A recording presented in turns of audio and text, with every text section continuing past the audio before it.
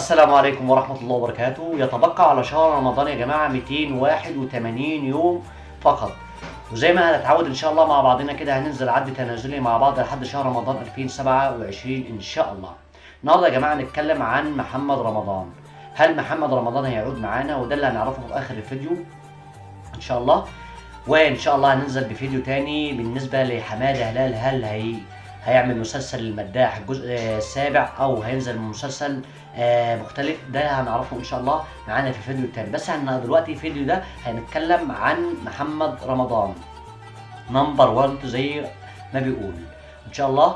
بس قبل ما نروح نشوف ايه اللي هيحصل في رمضان 2027 وهل محمد رمضان هيتواجد معانا، اتمنى منك اللايك والاشتراك وتفعيل الجرس عشان يوصلك مني كل جديد في الايام القادمه ان شاء الله بالنسبه لجميع الدول العربيه.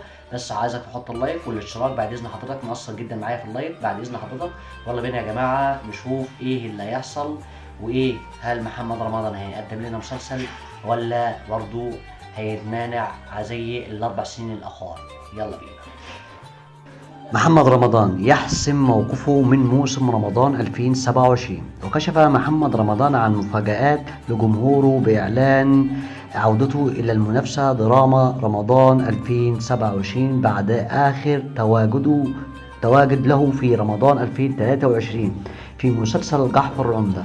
وقال محمد رمضان خلال ظهوره في برنامج صباح العرب مؤخرا انه سيعود الى التلفزيون في موسم 2027، وذلك من خلال عمل درامي تعرض شبكة MBC، حيث اختار الظهور عليه بعد 4 سنوات من الغياب منذ عرض مسلسله جعفر العمدة الذي لقى نجاحا كبيرا حين تم عرضه وأثار جدلا بين الجمهور. وعن سبب الغياب عن الدراما كشف محمد رمضان عن سبب غيابه في ال4 سنين الأخر بتحضير تصوير فيلم أسد، مما أدى إلى ابتعاده عن الدراما خلال الأعوام الماضية. وتابع أن أسد عمل فني استغرق وقت طويل من أجل التحضير والتصوير قبل أن ينتهي منه مؤخرا، ويصبح العمل جاهزا للعرض في السينما خلال شهر مايو المقبل يوم 14 مايو تحديدا، ثم يوم 21 مايو يعرض في دور العرض بالدول العربية. وتردد بقوة مؤخرا عن تعاقده محمد رمضان مع الكاتب أحمد مراد في مسلسله الجديد، في حين لم يستقروا على اسم مخرج المسلسل الجديد.